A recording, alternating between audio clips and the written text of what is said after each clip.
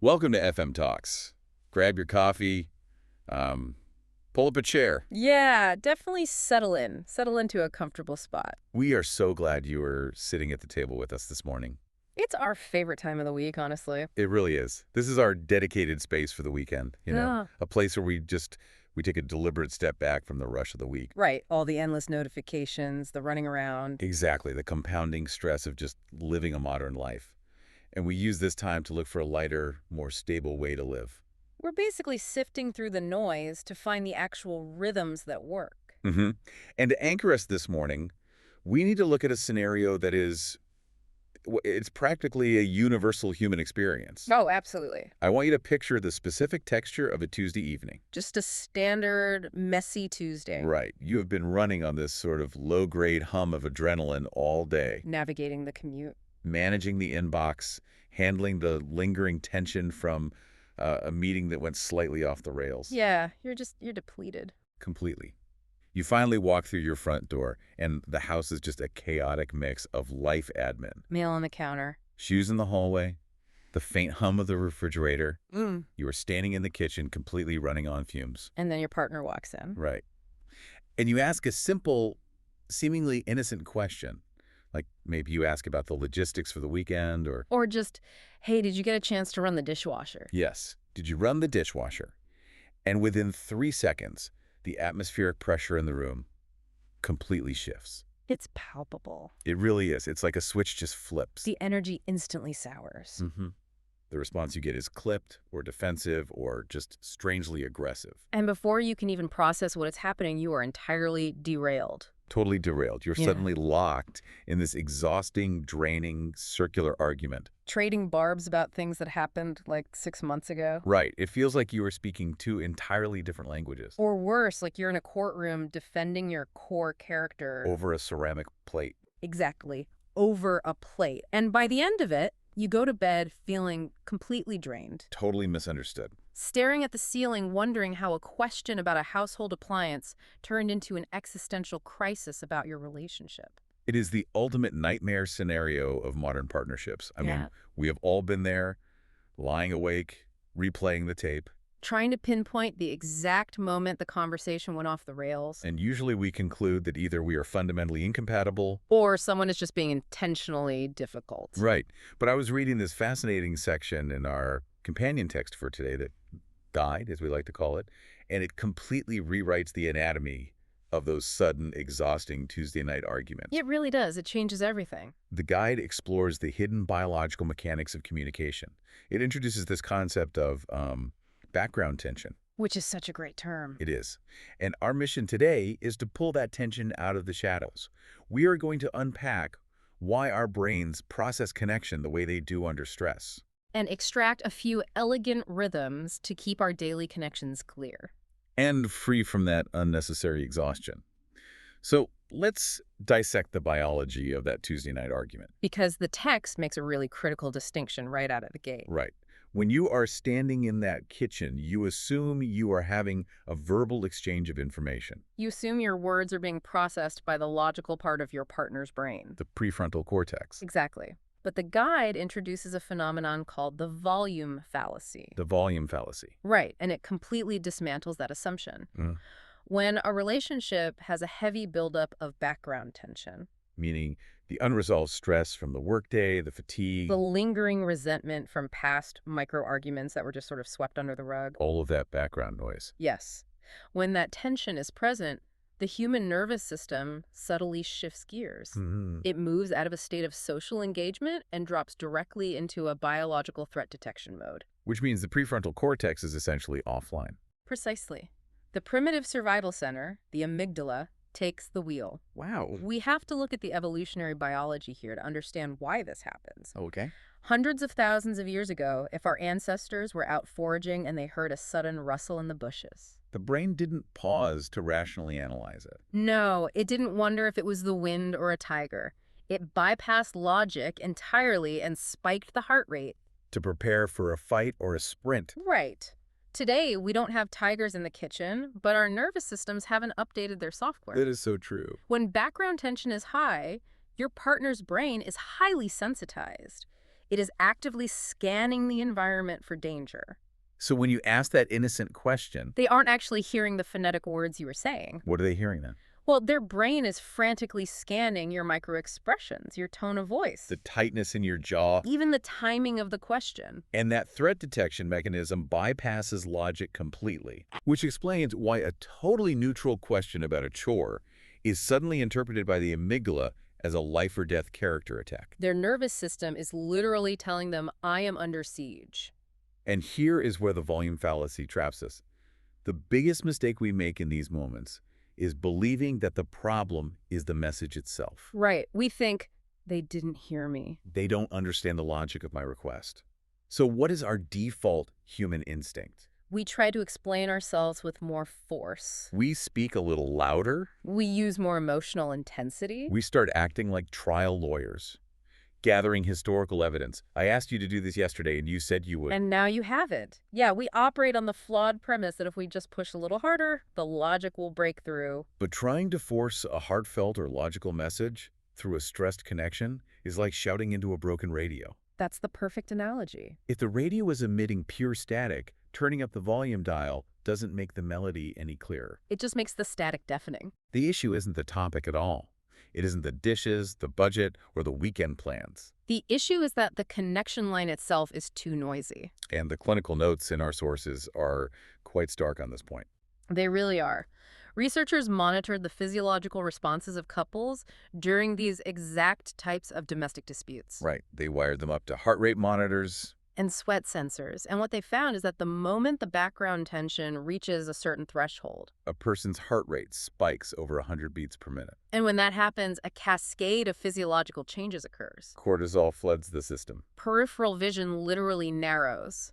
The ability to process complex language degrades significantly. You are essentially trying to have a nuanced debate with a biological system that is preparing to either punch you or run out the back door. Exactly. Okay, I agree with the physiological breakdown, but let's be intellectually honest for a second and filter this through the reality of a busy life. Fair enough. When you are the one standing in that kitchen feeling completely unappreciated. Carrying the mental load of the entire household. Yes. Hearing that your partner's amygdala is hijacked sounds a bit like psychological mumbo-jumbo. It can feel like an excuse, sure. Your own blood is boiling. Yeah. You just want them to pull their weight. Right. So how does understanding this biological threat filter actually bridge the gap between clinical theory and a frustrating Tuesday night? Does understanding this just give our partners a free pass to ignore us?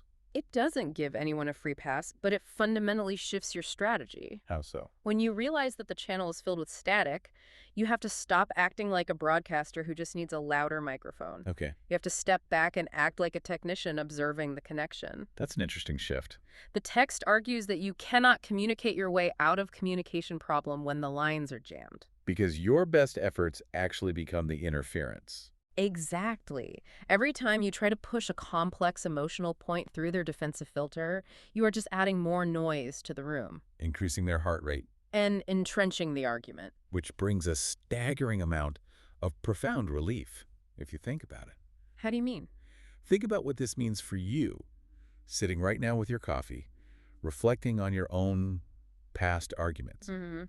It means you can completely stop feeling guilty, You stop feeling like you are fundamentally broken. or that you are just a bad communicator.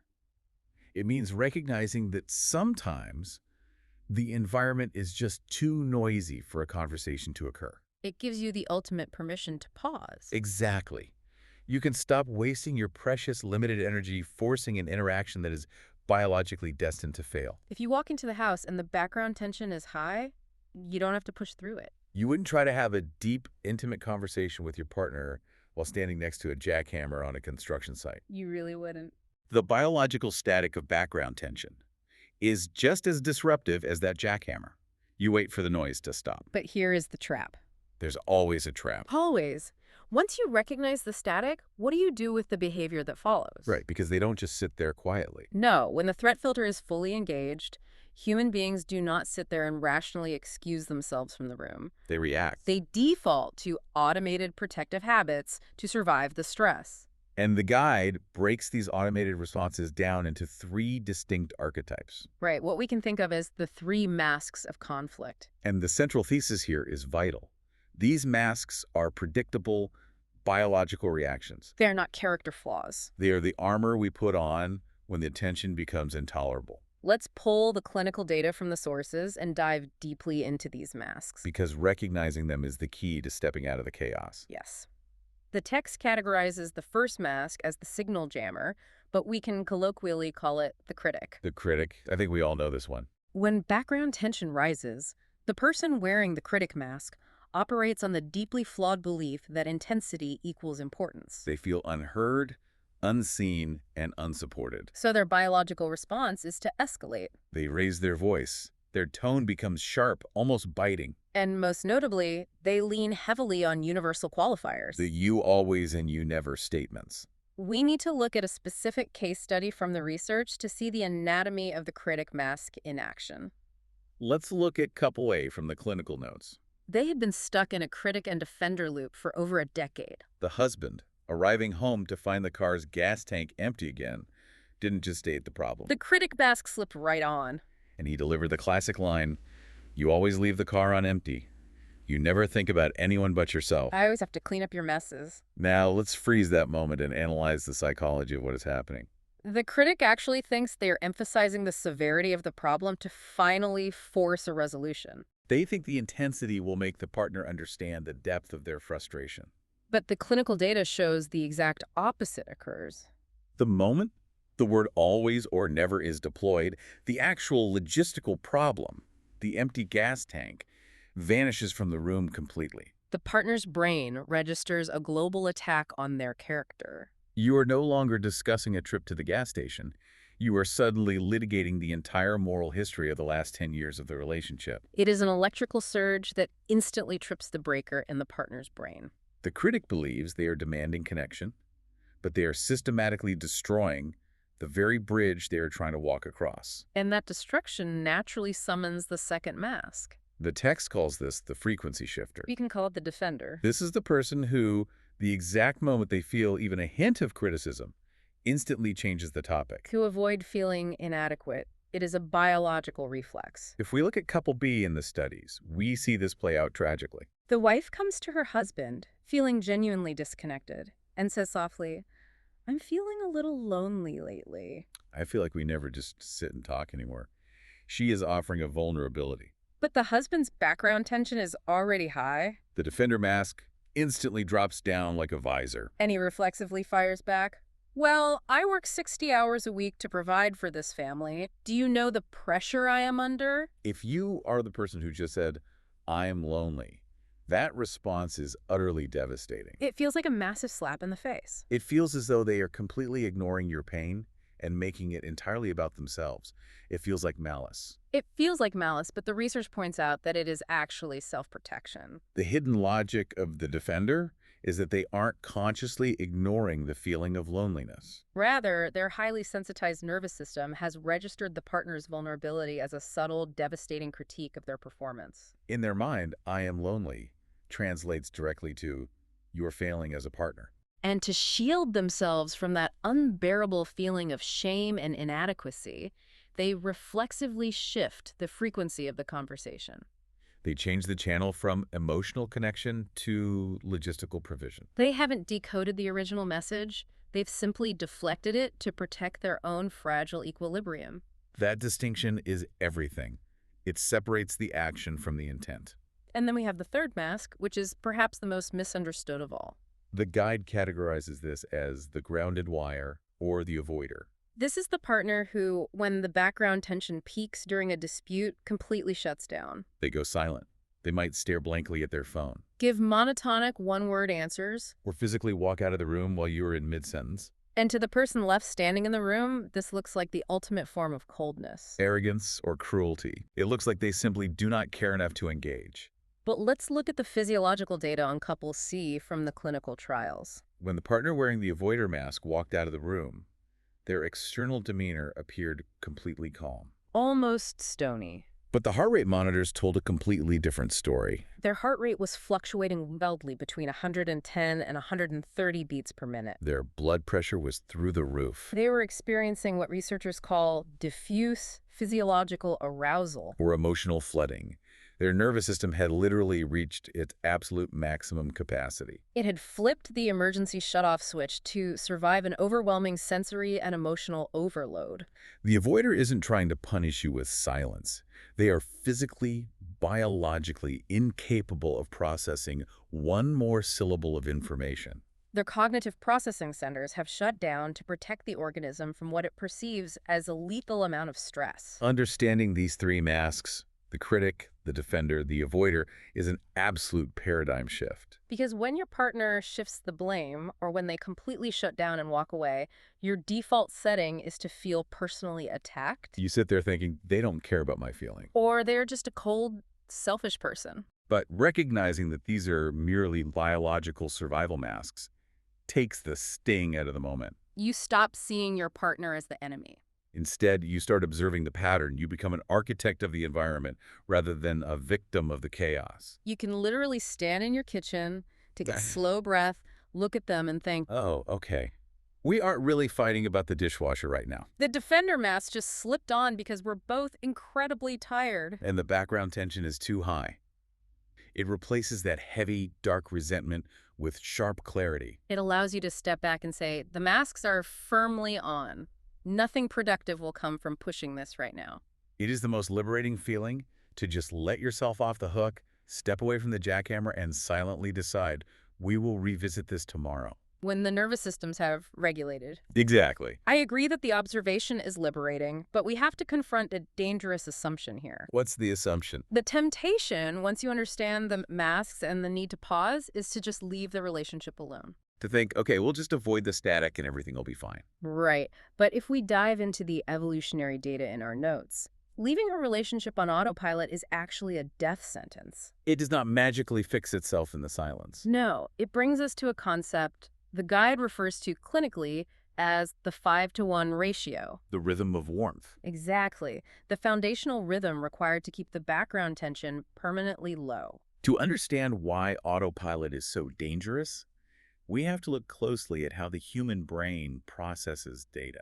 Specifically through the lens of the negativity bias. Because of our evolutionary history, the human brain is hardwired to prioritize negative threats over positive safety signals. If we go back to our ancestors in the savannah, if you missed a positive signal, Like failing to notice a bush full of ripe berries. the consequence was minor. You might go hungry for a day. But if you missed a negative signal like failing to notice the rustling grass concealing a predator, The consequence was fatal. You were dead. therefore, our brains evolved to act like Velcro for negative experiences and Teflon for positive ones. We cling to the criticism and let the compliments slide right off. The clinical implications of this negativity bias for long-term relationships are profound. If a relationship is just left on autopilot, if you are just living as roommates, passing each other in the hallway, It does not say neutral.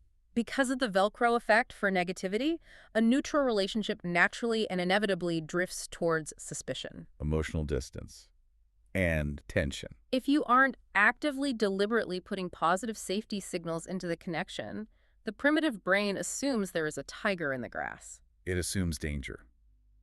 To combat this biological drift, the text highlights the absolute clinical requirement of a 5-to-1 ratio. The data from decades of observational studies is unequivocal. For a relationship to remain stable, and for the background tension to stay low enough to prevent the masks from appearing. There must be 5 positive interactions to every 1 negative interaction. If that ratio drops to 1-to-1, or even 3-to-1, the relationship cascades into a state of chronic failure.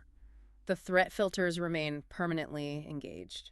And we need to clarify what a positive interaction actually means in this context, because I know that hearing the phrase 5-to-1 ratio can induce panic. It really can. When you are juggling a demanding career, managing the emotional needs of your children, keeping the house somewhat livable, And trying to maintain a shred of your own sanity. the idea of having to perform 5 positive interactions can feel crushing.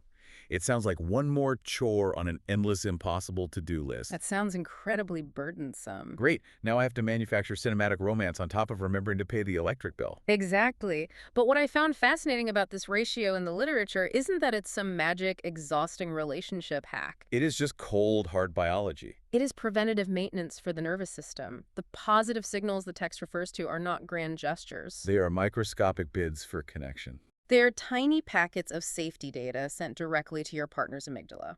We are talking about a 2-second text message sent from the office that just says, thinking of you. We are talking about making eye contact when they walk into the room rather than staring at your laptop. We are talking about a brief touch on the shoulder as you walk past them in the kitchen. Or a genuine compliment about how they handled a stressful phone call. These are not rewards for when things are going well. They are the essential daily nourishment required to lower the brain's threat filter. Without them, the connection line literally rusts. And when that line rusts, every single conversation, even the most mundane logistical question about the grocery list, becomes a vicious fight. You have to actively lubricate the engine. When you look at it through the lens of preventative maintenance, it completely flips the script. These tiny moments of warmth aren't chores. They are the insurance policy that saves you from that agonizing 3-hour marathon argument on a Friday night. It is the highest return on investment habit you can adopt. Because if the baseline of the relationship is saturated with these little micro moments of safety, If their threat filter is powered down because you've maintained that rhythm, then when you do have to bring up a difficult topic, their brain is in a receptive state. they decode your words accurately instead of assuming you are launching a character assassination. The Tuesday night question about the dishwasher just stays a question about the dishwasher. Which perfectly sets the stage for the practical application of all this theory. We understand the background tension, we recognize the masks, and we see the biological necessity of the 5-to-1 rhythm. But how do we actually initiate a difficult conversation when something genuinely needs to be addressed? We can't just send heart emojis and avoid the mess in the kitchen forever. This brings us to what we call the Saturday setup. We want to look at one specific low-friction rhythm from the text that you can test this weekend. The guide calls this the gentle startup. And the clinical data behind why it works is staggering. Researchers watched thousands of couples interact, and they found that in 96% of cases, they could predict the exact outcome of a 15-minute argument just by observing the first 3 minutes. The trajectory is entirely mechanical. If you start an interaction with a high-tension character attack, Like our friend the critic mask using a "you always" statement. the partner's circuit breaker trips immediately. The conversation is biologically over before the 3-minute mark is even reached. You are just watching the fallout. So the goal of the gentle start is to send a low-friction message that your partner's brain can actually receive without tripping the alarm. It bypasses the threat filter. The text outlines a very specific, almost clinical formula. It has 3 distinct steps. Step 1. You start with the phrase, I feel. This is brilliant because stating an internal emotion is non-debatable and non-threatening. You aren't pointing a finger. You are simply reporting your own internal weather. You say, I feel overwhelmed or I feel anxious. Your partner's brain cannot argue with your internal state. Step 2. You follow it with about, and you name a specific neutral event. This is where most people fail. You do not name a character flaw. You don't say about how incredibly lazy you are. That summons the defender mask instantly. Instead, you keep it strictly observational, like a reporter. You say, about the state of the living room, or about the schedule for tomorrow. And finally, step 3. And I need. Here, you provide a clear, positive, actionable path forward. You give them a way to succeed and resolve the tension, rather than punishing them for failing. Now, the gentle start framework stating, I feel, about, and I need, sounds incredibly basic on paper. In fact, it sounds almost too clinical. But the research points out that executing a low-friction protocol when your heart rate is elevated is one of the hardest cognitive tasks a human being can perform. You are fighting millions of years of evolutionary survival instincts just to ask your partner to help with the dishes. Your primitive brain is screaming at you to attack, to criticize, to unleash the tension. Let's walk through exactly how hard this is, but also how transformative it can be with a real Saturday scenario. Let's say it is Saturday morning. You finally have a day off. You're looking forward to a quiet cup of coffee, and you walk into the kitchen. It is an absolute disaster zone. Chrome-covered counters, sticky floors, dishes piled precariously in the sink. Your immediate tired reaction, the biological urge of the critic mask, wants to unleash hell. You want to say, you never help around here. Do I have to manage every single aspect of this house myself? And based on the data, we know exactly how that conversation ends. The defender mask drops down. They list all the chores they did last week. You escalate. They avoid and walk out. It ends with ruined weekend plans, a lingering silent treatment, and a massive spike in background tension. It ends in absolute misery for both of you. Exactly. So instead, we use the gentle start not as a favor to them, but as a gift to ourselves to protect our own peace. You walk into the kitchen, you recognize the physiological spike in your own body. You take a breath to regulate your nervous system, you bypass the masks, and you use the rhythm. I feel completely overwhelmed today about the state of the house, and I need us to spend 20 minutes tackling this kitchen together before we start the day. It is a profound shift from being a reactive participant in a chaotic argument to being the deliberate architect of a peaceful environment. Look at the mechanics of what that sentence does.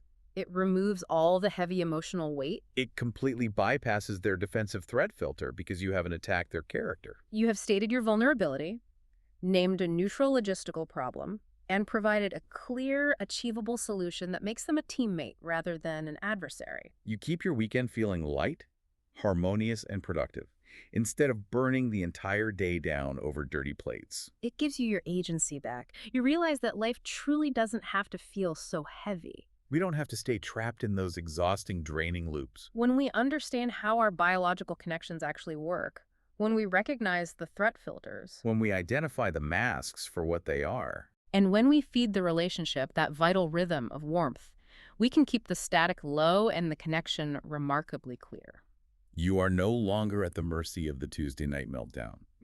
You have the conceptual tools to just gently step out of the noise and engineer a better way. Before we leave you to enjoy the rest of your weekend, consider this final note buried deep in the appendix of the research. We have spent this entire time talking about the domestic sphere. But if these biological threat filters apply to our romantic partners, the people we intimately trust the most, think about what they are doing in our workplaces. Tomorrow morning, when your boss sends a terse, clipped email, or when a colleague gets strangely defensive in a meeting, ask yourself, Is the background static in the office simply too high right now? are they just wearing the critic or the defender mask because their allostatic load has peaked? You might find these biological rhythms dictating behavior everywhere you look. Giving you a quiet advantage in navigating the noise of the world. If you want to dive deeper into these ideas, the full guide is available on Amazon. You can find the link in our bio. It's a perfect deep dive for a quiet afternoon. Thanks for listening to FM Talks.